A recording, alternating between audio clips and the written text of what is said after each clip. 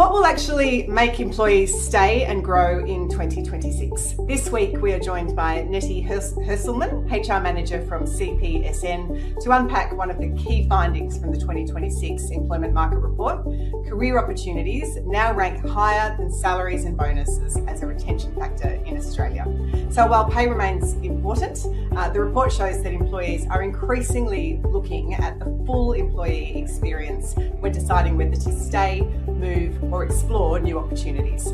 So what does this mean for employers trying to keep great people in 2026? That's what we'll cover today. Also on today's show, are you looking to find and hire high quality talent? We've got 3 new top candidates that are ready to work across Australia.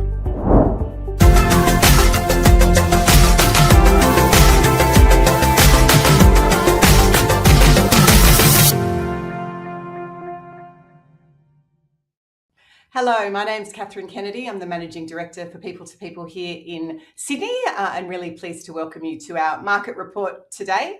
Thank you for joining us. The topic for today is a really interesting one from our market report that we have recently released. Salary and bonuses have been overtaken by career opportunities as the key reason that employees choose to stay. So in People to People's 2026 Employment Market Report, it was revealed that only 57% of employees rated salary and bonuses as a key retention factor, compared with 73% who prioritised career opportunities. That's a really clear signal that while, of course, pay still matters, it's no longer enough on its own to keep people engaged, committed, or looking long term. For employers, this raises an important question. Are businesses still relying too heavily on salary as their main retention tool, while underestimating the bigger picture of what employees now expect from work? To discuss this further, we're joined today by Nettie Herselman, HR Manager from CPSN. And thank you for joining us to talk today, Nettie. Welcome. Thank you. To start off, would you mind just telling us a bit about yourself and CPSN? Yeah, absolutely, Catherine. Thank you for the opportunity.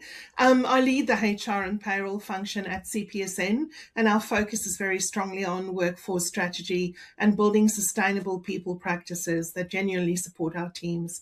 Now, understanding that the majority of our teams do work remotely, we have to be exceptionally intentional about that people strategy. So CPSN is a disability provider committed to delivering person-centred services that empower and support people living with disability and specifically cerebral palsy. We ensure dignity of choice in everything that we do, and like our workforce being remotely, I'll have to do that over.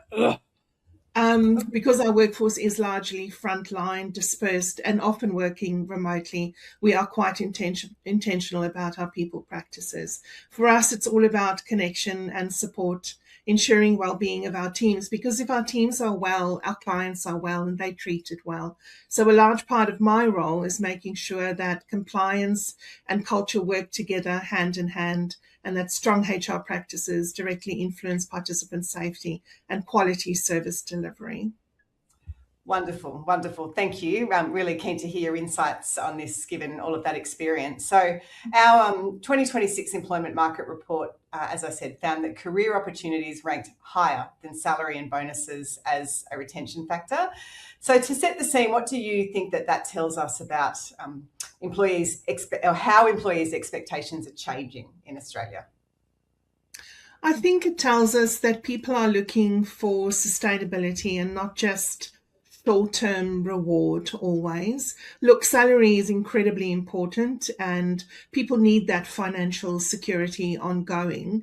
But I think once we've met that baseline, we have to ask ourselves a bigger question. Can we sustain this employee's employment for a period of time? Because they'll be asking the question, can I build a future here? And if the answer is yes, they want to know how they can do that.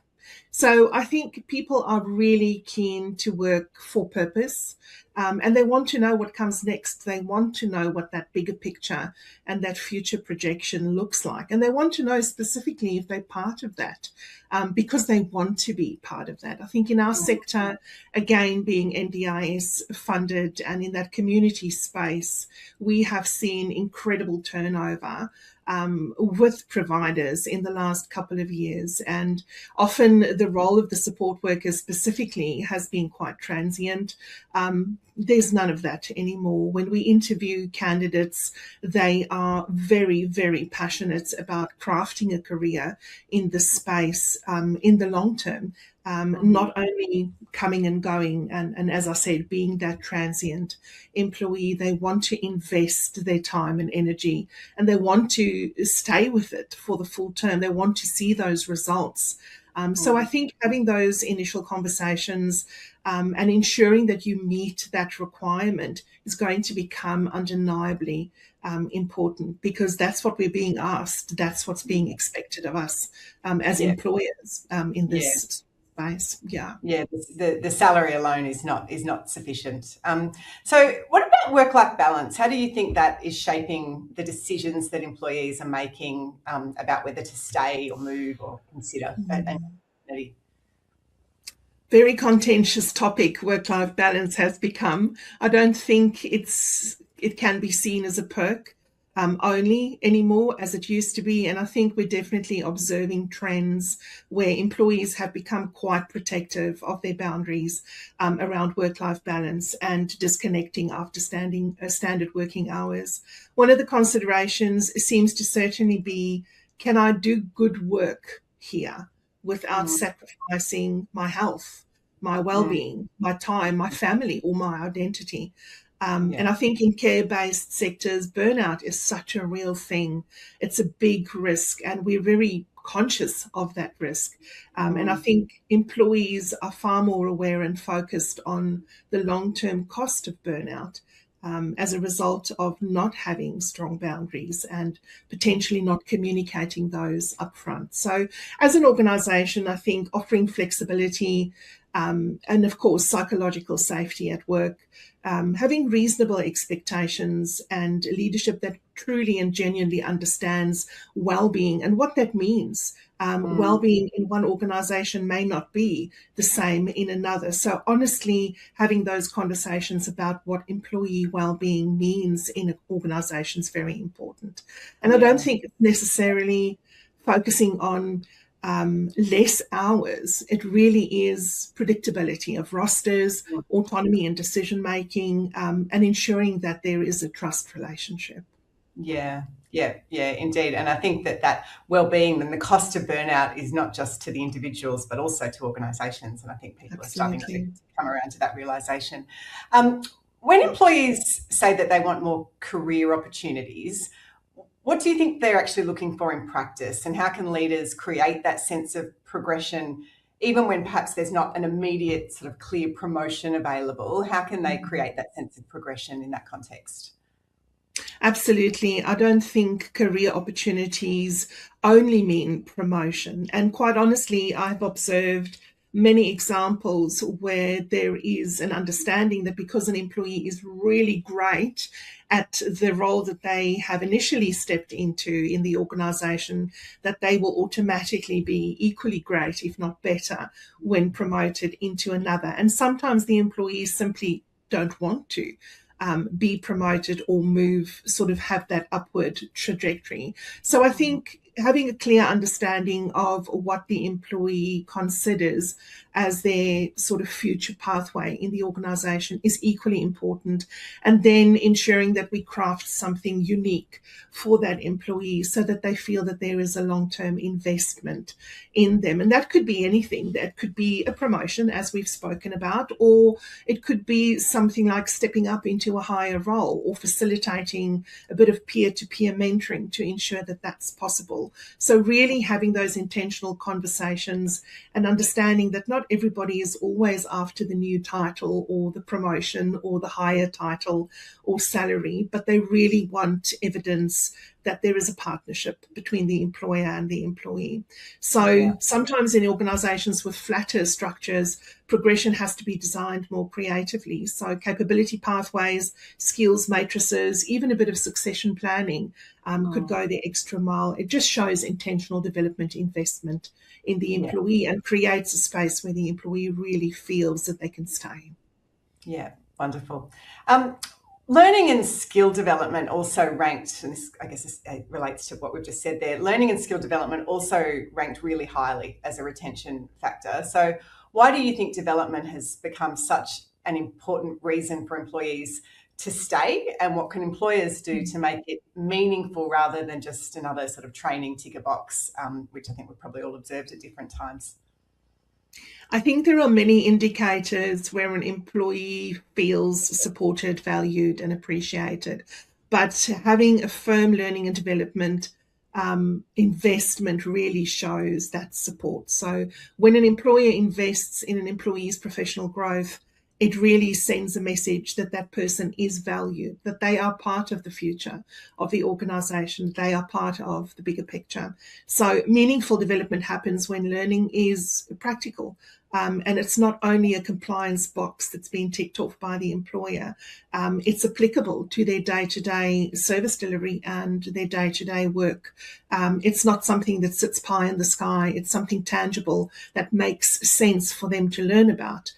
Or to be competent on. So really looking at things like coaching and one-on-one supervision, and then getting an understanding of that learning pathway and also the individual's ability to learn and how they learn best.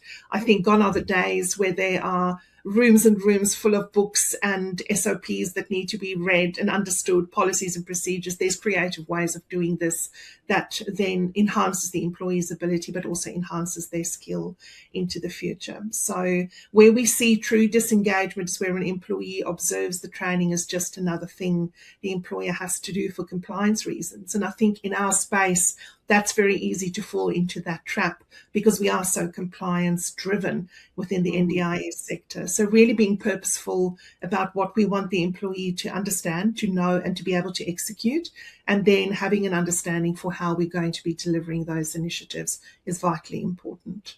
Yeah. And just finally, what is the danger, do you think, for employers who focus too heavily on one area, like pay, for example, while neglecting the wider factors that influence why people stay, things like progression, flexibility, leadership, development? What do you think are the risks of just focusing too much on that one area of pay? I think the old monster of I'm going to pay you more because I want you to do more, I want you to work longer, smarter, harder, and that's why you're being given a salary review is very much alive and well. And so employees' perception of that is very important, and understanding that that is the perception an employee might have. So a good salary will attract people, as I've said before. People need to live, everybody wants financial security, but I don't think on its own that it creates and underpins loyalty. So if leadership is poor or growth is limited or the bigger picture is unseen or unheard of, I think employees will start to feel disconnected. Higher salaries simply delay the turnover. If an employee is going to go paying them a higher salary to make them stay and by association work harder is going to be a short-term fix. Employees stay where they feel trusted. They leave when they feel invisible. They leave when they feel that there's underhandedness or an expectation that's unreasonable. And I think the stronger sort of retention strategies are the holistic ones.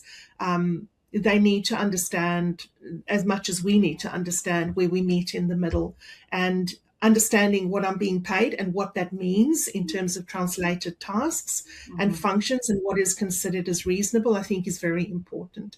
That present, consistent, evident leadership is so important, having those engagements with employees. And then when there is a pay increase, ensuring that the communication around that is supportive and informative so that employee knows what is expected of them at all times. Yeah. The transparency and communication, I think, is a fairly common theme here. That's wonderful. Thank you so much for joining us today. We really appreciate it. Welcome. Thank you so much. So that's it for this week. Thank you again for joining us. If you are looking to grow your careers, build your teams, our team are here to help. So you can reach out to us on any of the contact details below, all of the social channels you can find us. So please get in touch. Thank you for joining us, and we'll see you next time. All the best.